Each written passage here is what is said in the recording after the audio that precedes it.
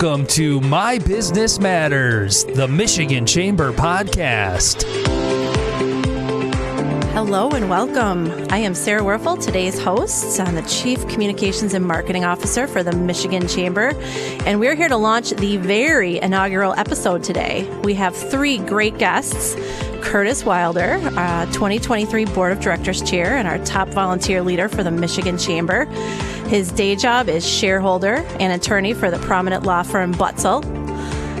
Jim Holcomb, Michigan Chamber President and CEO, and Wendy Block, Senior VP of Business Advocacy and Member Engagement. We'll be setting the foundation today about what the Michigan Chamber is all about. So let's dive right in. Jim, this first one is going to go right to you. You've been in your role in your seat now for just over a year as President and CEO, but you have a steep history in the Chamber and in the legislature and private sector. How do you describe what the Michigan Chamber of Commerce is all about?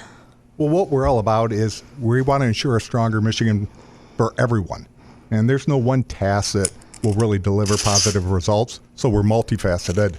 We're a strong advocate in the public policy arena. We're a convener of people and a thought leader on bold ideas, and we provide helpful goods and services to job providers. Our focus is really on helping businesses do what they do best, serve their customers and support their employees. Now, many people across the state, they probably recognize us for our work in the legislature, before the state regulatory agencies and courts. And for 16 years in a row, we've been successful. We've been named Michigan's most effective membership lobbying organization. And we're proud of that distinction. We're proud to be that voice for business. And our staff comes to work every day, earning the trust and respect of our members and really being their voice wherever we can be most helpful. Unfortunately, there's a lot of people still across Michigan and across the country, and they like to attack job providers. They fail to recognize the vital role they play in building our communities and providing good jobs and philanthropic support all over Michigan. And so we're committed to ensuring the voice of business is heard, because a vibrant business community creates a stronger Michigan for all. Simply put, we're going to protect, connect, and strengthen Michigan's business community. Oh, okay. I think that provides that nice snapshot. And I think when you mentioned job providers, that seems like a perfect segue to Kurtis, or Kurt, our newly elected Board of Directors Chair for 2023. The practicing attorney and shareholder with prominent law firm Butzel. You've been a Michigan Supreme Court justice, one of only a handful of jurists in our state's history to have served on all three levels of Michigan's court system. Since the Chamber is so member-driven, tell us why you got involved in the Michigan Chamber and how you view your role. Well, thanks so much, Sarah. With over 26 years in the Michigan judiciary, I first became aware of the Michigan Chamber through its legal advocacy on important questions of law. But you don't have to dig very deep to find out about the Chamber's role, not just in the legal sphere, but also the reputation it has in Lansing, around the state, and really around the country for advocating for good public policy in the legislative and public action arenas as well. I've been fortunate over the course of my career to serve on more than 20 public and nonprofit boards.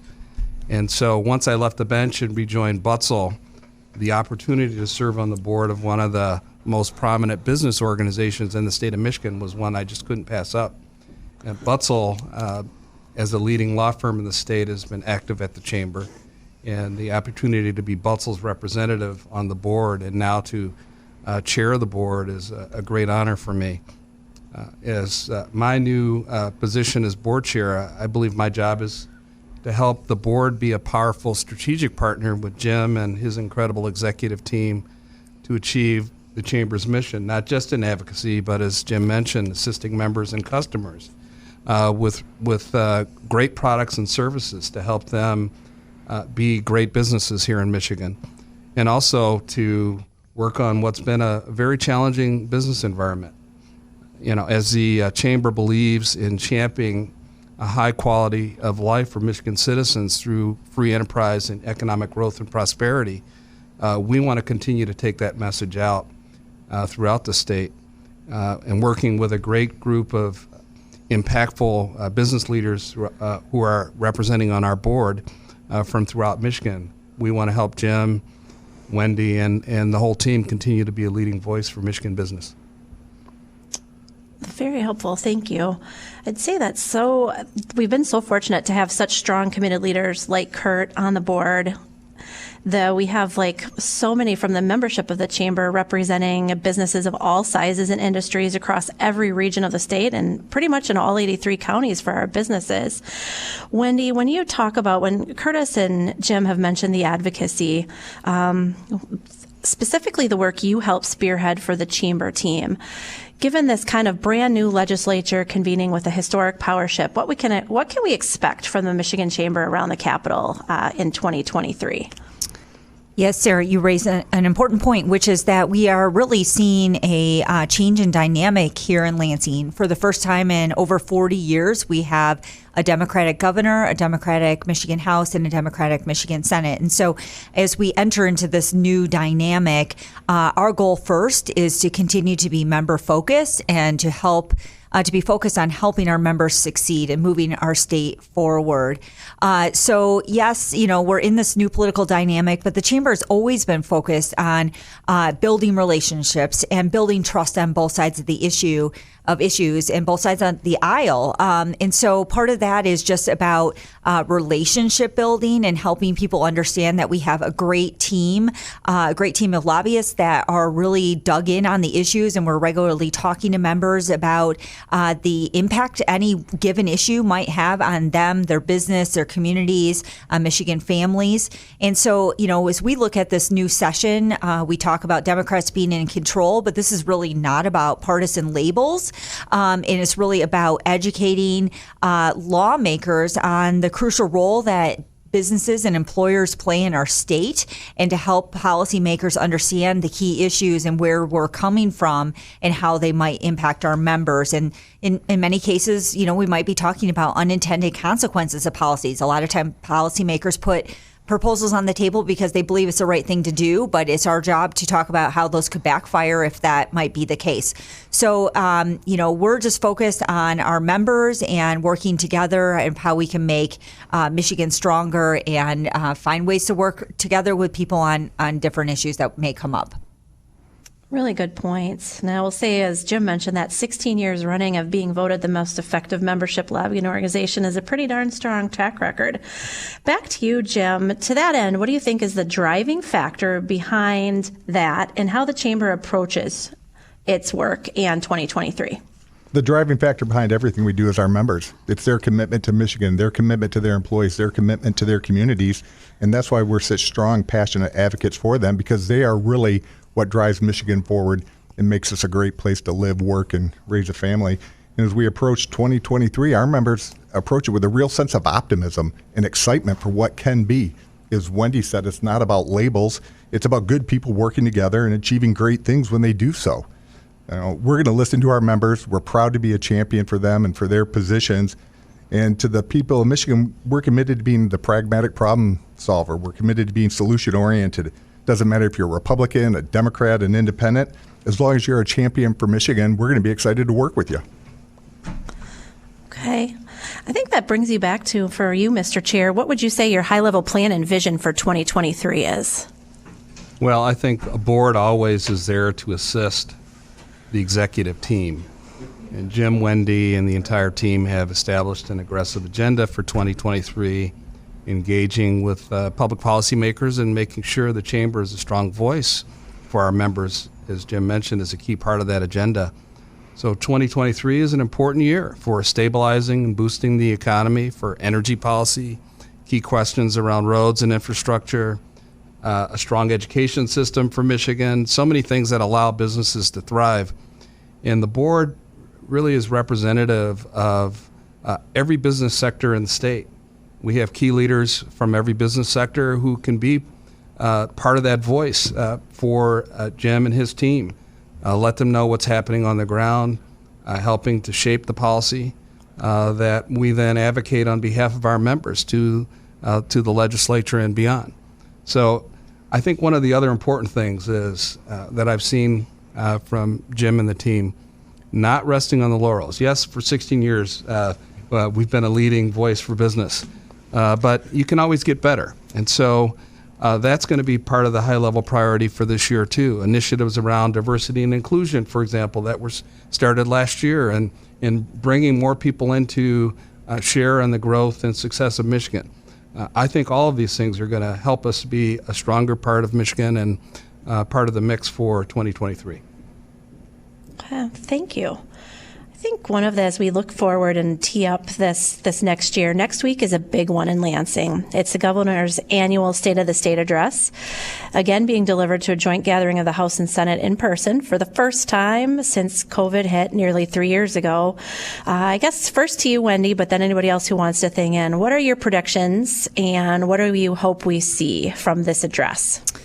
Yeah, so the State of the State address is generally not very specific in terms of, exactly the playbook that the governor wants to see for the next session, but more of a look back on where we've been and then a roadmap of where the governor would like to see the state go.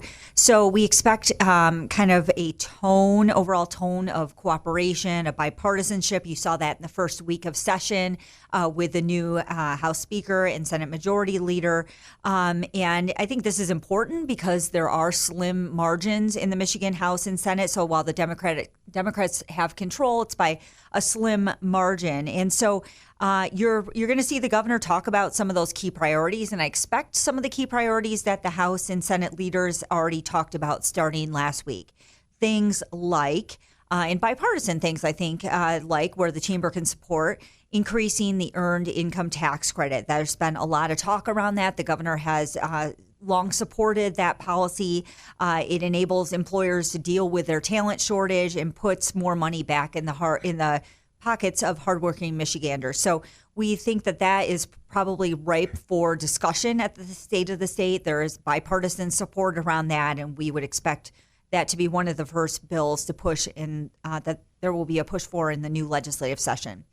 We'd also expect there to be some conversation around civil rights protections for the LGBT community and a call for codification of a Michigan Supreme Court decision on this matter. So that would extend civil right protections to the LGBTQ community as it relates to employment and education and housing. We believe this is the right thing to do for Michigan and would be supportive of that. And then finally, I think there's a lot of questions about whether the governor will talk about some of these other policies that do divide people, things like repealing Michigan's landmark right to work law. That's something that we oppose, and we're hopeful that that won't be a policy proposal that is pursued right out of the gate, because it's going to divide people, not bring them together. And frankly, it's about worker freedom, the right of workers to decide what to do with their hard-earned paycheck, not to require people to immediately have to turn over union dues regardless of whether they support the union. And it's really about our state's overall economic competitiveness. And we'll hope that the governor talks about economic competitiveness in a different sort of light, because this certainly would take us backwards. Sarah, I think it's important, too, to recognize that certainly the governor's address, but it's about how everybody reacts to it. It's about people on both sides of the aisles, how they comment, how they listen to her address, and what do they put forward. Because we have to have a cooperative structure. We have got to get to a point where we put the elections behind us and everybody is working to move Michigan forward and working together. And, we're hopeful to hear that we're going to have a vision laid out, but also from Republicans that they find those areas where they can join with the governor to push a strong vision for Michigan, and where there are differences, handle them appropriately, handle them in a good policy-minded way through appropriate debates. Let's not divide the state. Let's try to unite everybody behind what makes Michigan great and how to make it stronger. And I would just add, Sarah, from the board perspective, being entirely supportive of that approach that Jim and Wendy have just outlined, bipartisanship, working together, trying to bring together win-win solutions rather than win-lose solutions. Those are all going to be very important, and I think it's going to be an exciting year for that. Okay. Well, you guys, I think that was all very helpful, insightful. I'd like anyone with any last closing thoughts, just while the floor is ours, because we are quickly running out of time, but I did want to offer that for any last thoughts that we might not have covered, or something that anybody listening should actually know about the Michigan Chamber of Commerce. As a good board chair, I defer to our President CEO, Jim, to wrap us up. Yeah. I think what's important is I think people need to remain optimistic. I don't think we can allow ourselves to get pulled down into the drudgery of the day-to-day and all the news coverage. I think it's important for us to build our communities, celebrate our employees, celebrate our customers, work together, because Michigan, we are truly stronger when we're together. Well, I think that's the perfect last word. So with that, we are out of time. Very special thanks to you all, Kurt, Jim, Wendy, and thanks to you all for listening. Make sure you turn into our next episode. It's going to be a conversation with our state's new appropriations and budget leaders. Thank you. Until then.